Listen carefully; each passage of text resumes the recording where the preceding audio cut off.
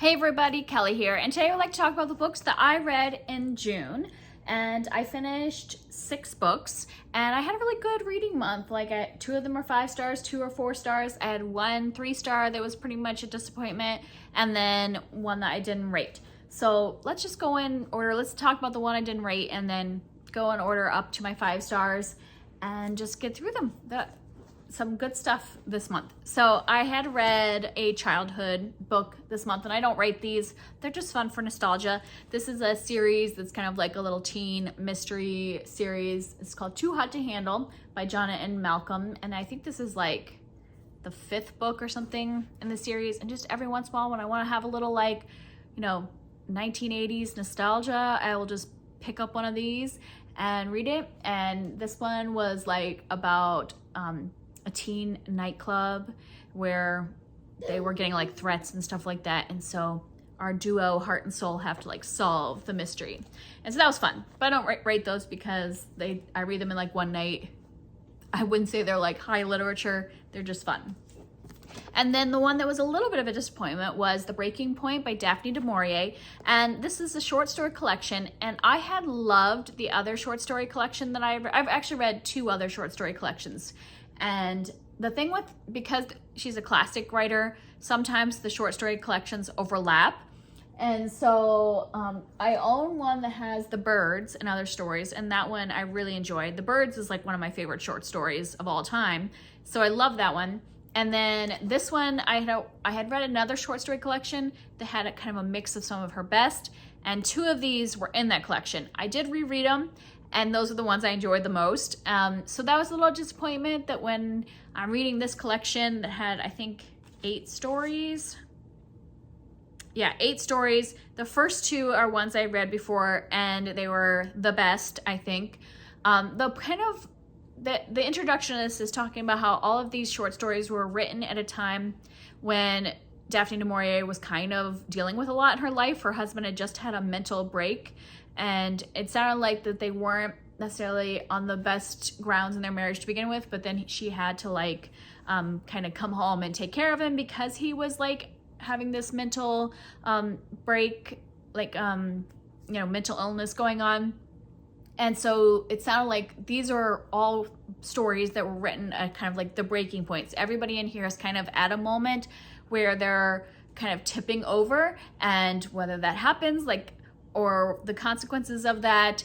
And so I get the point behind grouping these together, but some of them just were not good. Like I said, the first 2 were good. The first one is really good. It's called The Alibi, and I really enjoy that one. It's about a man who is kind of going through a midlife crisis where he just is kind of bored with life, and he decides that maybe he might murder someone. And he just starts thinking about it and normalizing it, and it's just kind of an interesting, he's just an average guy that goes to work, and then he's all of a sudden just wants his life to be different. And it has that kind of what I do like about some of her stories, it has that kind of is this gonna get suspenseful? Is this what's gonna happen here? And so that one was really interesting. The next one, The Blue Lenses, is another one that I already read that I think is a good kind of psychological story. So that one's interesting. And then there were a couple that were just boring. There was actually one that I almost made me quit.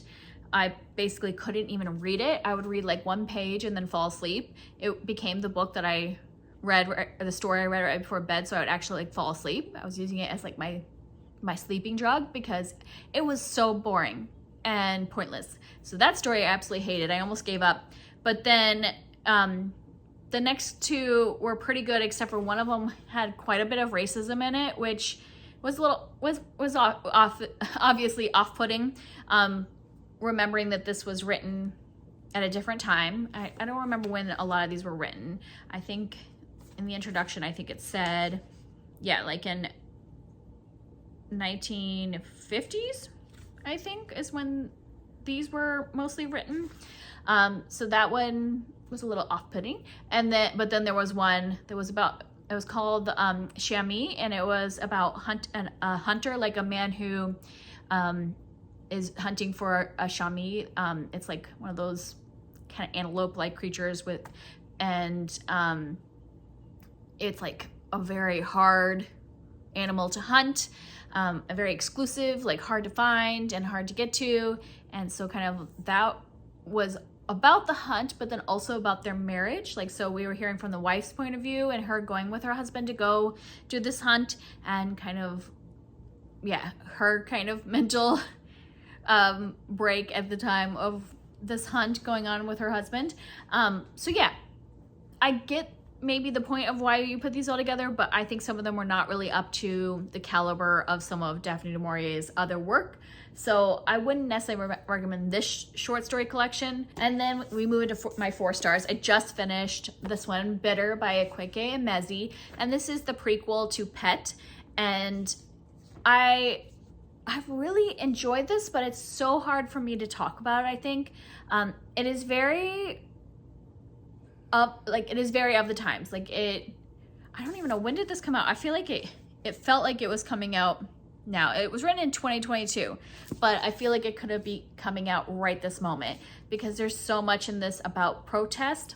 So in Pet, the original story, we are following a child this is the mother of the child that we are following in Pet, and that is after a revolution has happened and there are no more monsters. They're called monsters in the world. They're real people. It's basically politicians, people that are greedy, people that are like corrupt politicians and corporation heads that are ruining life for the everyday person. It's like all those people are no longer in power, and we are kind of more in a more utopian type of thing is happening in Pet. And this is during the revolution. So we are following a group of young people. Bitter is our main character. And it's really interesting because Bitter is like surrounded by people that are really heavily involved in this revolution and wanting to overthrow these corrupt people, but she's scared. So she's an artist and she's like, I just want to do my art and I don't want to get involved. And yes, I want a better life, but I am scared to be involved in that. And so I think it's a really interesting point of view to follow during a revolution, because often we follow like the heads of the revolution that are like going through and trying to, make a new life. And even though she sees the value in that, she is afraid to be that person. And so then she uses her art in order to help the revolution. And I don't want to spoil how that happens, but that then brings up the way she ends up helping the revolution brings up a whole new set of moral questions of what is the appropriate way to overthrow a corrupt system without losing your own morality, and where is that line and all that. So I just thought it was a really interesting read. Like I said, very like of the times, and I would recommend it. Even if you haven't read Pet, since it's a prequel, you could read this one first, and it reads really quick. It's not that long. Like, what is it, 240 pages, around that, 250. And I think it's really good. It's hard for me to talk about it without spoiling what's actually happening in this book, but I think it's an interesting viewpoint and brings up some interesting questions. It would be a really great like book club book to be able to discuss. And then my other 4-star book was An Ember in the Ashes by Sabaa Tahir. I'm doing a read along of this series with Krista from Books and Jams and Sarah's Nightstand, and we did this book in June. And this is kind of like Roman inspired fantasy, and so it is very violent, and we are in a society where it's a very brutal society. We're following like these soldiers. One of our main characters, Elias, is, grown up in this like military academy and known he is going to be like a soldier for the kind of like empire. And then the other person we're following is from the class that's kind of like a lower class, seen as a lower class in society. And she becomes, something happens at the beginning that makes it so that she becomes a slave of the military empire class. And so then their paths end up crossing, and there is a revolution in this one as well, and also a game. So Elias ends up in kind of a competition to be who's going to be the next emperor, which is a very brutal competition. So if you're going, even though this is young adult, this goes there. Like, I feel like a lot of times you see these fantasies that have battles or things happening, life or death situations happening, but then everybody comes out in the end and like it all is fine and there's not really stakes. This has stakes. Like, it felt like, oh my gosh, anything could happen in this book, and it went there in a lot of places. And this is like really fast paced. I really enjoyed seeing the world being built, following these two characters, and I'm interested to see where they're gonna go next. And so yeah, I would recommend this. This is also another one that is an older book, has been around for a while. I had recently read Six of Crows and really enjoyed it, and that was like had been around for 10 years. I think this was written probably about 10 years ago, and it just shows that, you know, you can pick up some older books and still really love them. Now I'm trying to like remember when this came out. This is the new printing of it, but originally came out 10 years ago, 2015. So still good. I'm excited to continue this series. And then my 2 5-star books. I just talked about these in my mid-year book freakout tag. So sorry if it feels repetitive if you watch that video. But I read Hazel Bly and the Deep Blue Sea by Ashley Herring Blake. Ashley Herring Blake writes for like different age groups, and this is part of one of her middle grade novels. And when she writes in middle grade, she usually writes queer stories, but then also stories that have, you know, real hard situations that kids go through. So in this one, we're following Hazel, and she has 2 mothers, but one of her mothers died, and she was with her mother when she died. And so we are really following her grief. It has been, I think, a year at this point, but she has not dealt with her grief at all. And part of that is her other mother is also running from her grief, and I think they've moved to like 10 different locations in this year since her mama died. And so, you know, both her and her mom are not really coming to terms with their grief at all.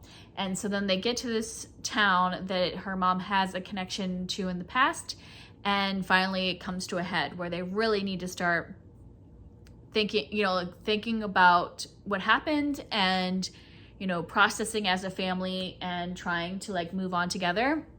And so this is really emotional. It's also a coming of age. So Hazel is at the age where she's kind of figuring out how she feels about other people, and, you know, what new feelings are, you know, popping up in her life, and also making friends. Like, she basically like stopped making friends when her mom died, and she just kind of didn't want to have connections because, you know, like, she's like, I might lose people. So she's having to make friends because she has a girl in town that has decided that she's going to be her friend. And so now she has to learn how to make friends again. And so there's just so much emotional stuff happening in here. There's a lot of connection to the ocean, and, you know, having something that you love, because she used to love the ocean, but her mom died in the ocean. So like, then it's like something I love, but then also something that reminds me of the worst moment of my life, and like how to deal with that, and like, can you get that love for that thing back?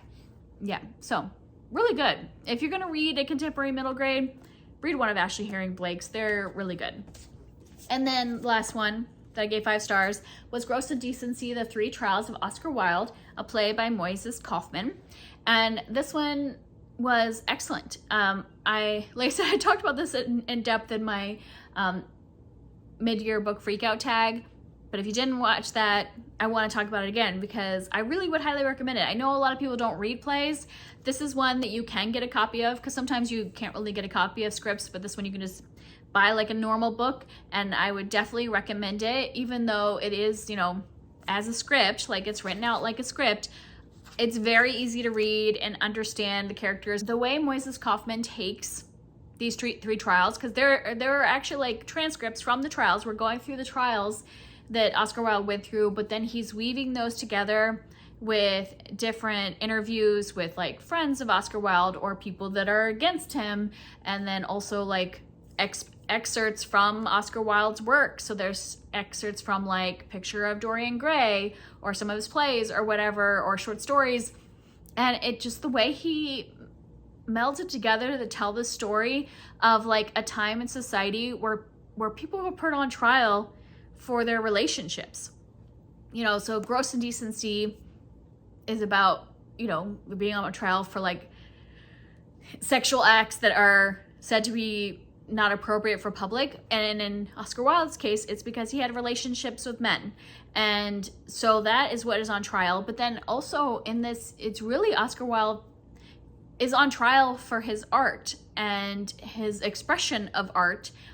And there was stuff about that was just really fascinating. I found myself reading quotes out loud from Oscar Wilde to my husband about art and how you can't really put morality on art, and this discussion that he had about art and morality, and if something is well written, can it be bad? I thought this was really fascinating and well done. Yeah, I would really recommend it. If you're gonna read a play, I would suggest this one. I also think Moises Kaufman's other play, The Laramie Project, another one that's really good to read. And I think the way he's writing plays that really speak to highlights in the LGBTQ plus like history, especially for gay men, I think is really important, what the work he is doing. So I would recommend that one, 5 stars. So that is it. That's all that I read in June. I started a ton of stuff and didn't finish it. So I don't know if you watched my TBR when I was talking about what I wanted to read in June, and I said that I wanted to finish books that I'd started previously, and I did do that. Like, this was a book that I had started earlier in the year, and Ember in the Ashes was a book that I had started early in the year. So yes, I did do some of that, and I did continue some books that I had read previously. And then I started like 5 more books that I did not finish. So I like ended the month with like 9 unfinished books. Some of those were ones that were from previous months, and some of them I just started this month. I have a problem. I have an attention problem when it comes to reading. I just like get to the new month and I'm like, I want to read new things. And so I start new things and then I don't finish stuff. And then I have all these things that are sitting there. And it's not that I'm not enjoying them. Like I said, most of these I enjoyed. I mean, I would say that the Daphne du Maurier stories took me forever to read because I got stuck in that one in the middle. But for the most part, like, I was enjoying Ember in the Ashes. I had no reason to put this down when I picked it up a few months ago. And yet I did. And if Krista hadn't done her read along, who knows if I would have finished this in this month. So yeah, I don't know what that is. I don't know if it's just because so much is going on in life that I just can't concentrate, or I just need the next new thing. Maybe it's like dopamine response. It's like my version of scrolling the internet. Instead of like scrolling social media, I just pick up a new book and get that new book feeling. Who knows? But that's just me. But I did finish some stuff, did enjoy what I read for the most part, so let's call that a success. All right, well, that's it for me. If you want to talk about any of these books down below, I'd love to hear from you, and I'll see you next time. Bye.